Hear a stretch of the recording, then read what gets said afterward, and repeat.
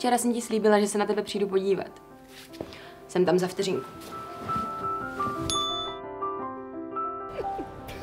Rád tě konečně poznávám osobně. Já tebe taky. Tak ukaž, schválně.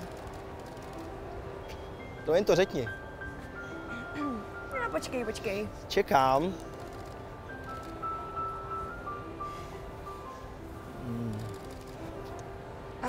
No tak nerada to přiznávám, ale i po 7 dnech stále voní.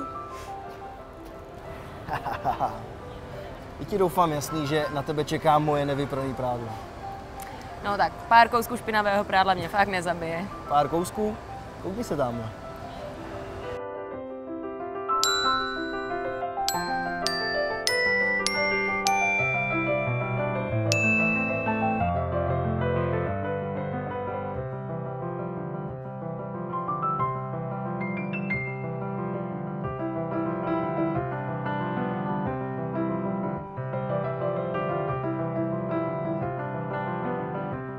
A až to budeš prát, nezapomeň prosím tě použít tady to.